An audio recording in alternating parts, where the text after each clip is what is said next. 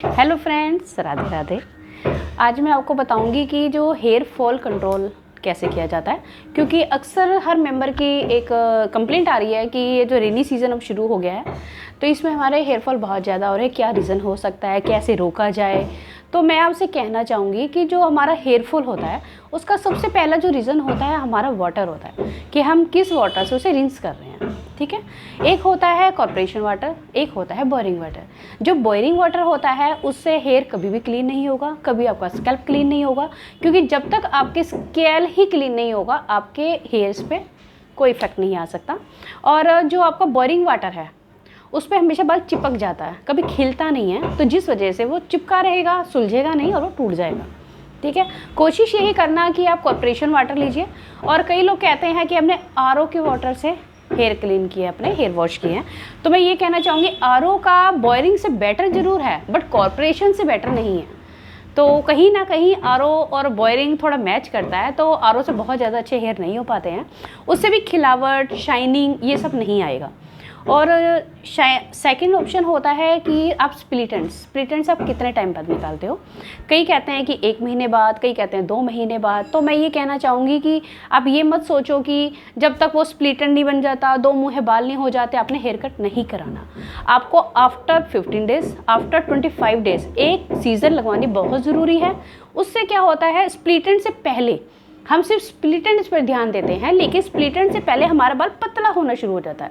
जहाँ वो पतला होना शुरू होता है वहीं पे आपने सीजर लगानी है, ना तो वो पतला होगा ना उसके बाद स्प्लिटेंट आएगा। स्प्लिटेंट सेकंड ऑप्शन होता है, जब फर्स्ट हमारा पतला बाल हो जाता है वहाँ तक आपको नहीं पहुँचना है। आपको आफ्टर 20 डेज़ का आप एक साइकिल बना लीजिए कि उसमें आपको हेयर कट कराना है। क्योंकि क्या होता है, जब आप ऊपर से कॉम्ब करते हुए आते हो तो नीचे आगे जो बाल पतला होता है वो उलझा हुआ होता है, जिसकी वजह से आप खींचते हो जब उस अपने कॉम्ब को तो वो ऊपर से टूट जाता है, राइट ना। तो ये चीज़ आपको ध्यान में रखनी है। और तीसरा ऑप्शन होता है आपका ड्राई हेयर। ड्राई हेयर में क्या होता है कि आपका स्कैल्प कईयों के होता है ऑयली, कि हमारे हेयर, हमारा जो स्कैल्प है वो ऑयल छोड़ रहा है। कई कहते हैं हमारे हेयर ऑयल नहीं छोड़ रहा है, बट हेयर कभी ऑयल नहीं छोड़ता जब तक स्कैल्प ऑयल नहीं छोड़ता। कई बार मैंने भी नोट किया है अपने कस्टमर के हेयर पे कि स्कैल्प तो हल्का सा ड्राई है लेकिन हेयर ऑयली है, बट ऐसा नहीं होता। मेन क्या होता है कि आप कोई भी ऑयल वगैरह जब लगाते हो, हम स्कैल्प पे तो बहुत रेयर लगाते हैं लेकिन हेयर को बहुत ज़्यादा भर देते हैं, ठीक है, उसकी वजह से प्रॉब्लम क्रिएट हो जाता है। वरना हेयर ऑयली और स्कैल्प ड्राई ऐसा नहीं होता है।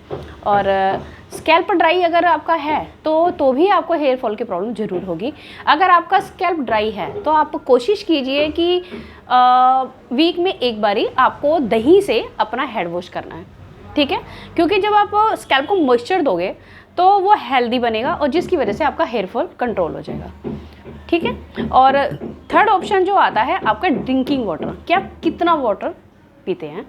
क्योंकि कई कहते तो हैं कि हम बहुत पानी पीते हैं, हम 1 लीटर पी लेते हैं, हम 2 लीटर पी लेते हैं, बट ऐसा नहीं होता कि हर किसी को जो कहते हैं कि 5-6 लीटर की नीड होती है या फिर 1 लीटर से कुछ नहीं होता।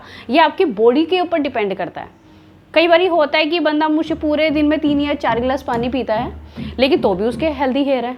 सिर्फ वाटर के ऊपर भी डिपेंड नहीं हो सकते और वाटर को इग्नोर भी नहीं कर सकते, क्योंकि जब ऑयली स्किन होती है हमारी या फिर हमारे हेयर फॉल होता है तो वाटर सबसे ज़्यादा बेस रखता है इस बात में।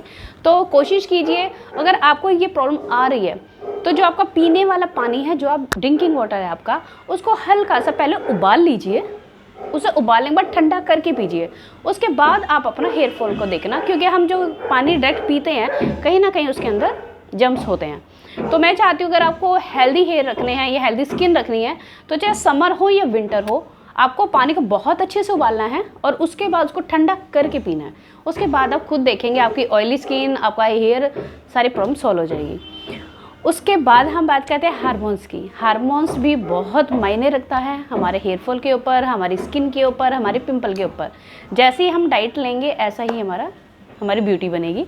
तो आपको सबसे बेटर जो करना है, आप अगर कहते हो कि कई कहते हैं कि डाइट अच्छी लो, हेयर भी अच्छे होते हैं, इसमें विटामिन ई बहुत बेटर होता है इसके अंदर। एक विटामिन ई और विटामिन सी, ये 2 हमारी स्किन और अपने हेयर को लेकर बहुत वैल्यूबल होते हैं। अगर कई होता है कि चलो हर कोई अफोर्ड नहीं कर पाता कि चलो जी हम बादाम ले लें, हम अनार ले लें, नहीं कर पाते हैं, तो उसके लिए कोई प्रॉब्लम नहीं है। आप बस एक छोटा सा काम कर लीजिए, जब भी आपको लगता है कि हार्मोन्स प्रॉब्लम है, कईयों को मैंने देखा है कि जब पीरियड होने लगता है, पीरियड से पहले दाने निकल जाते हैं फेस पे, पिंपल आने लगता है, क्योंकि बॉडी में बहुत गर्मी होती है, तासीर गर्म होती है हमारी बॉडी की, तो उसको बहुत ज़्यादा ठंडी चीज़ हम नहीं दे सकते उस टाइम पर।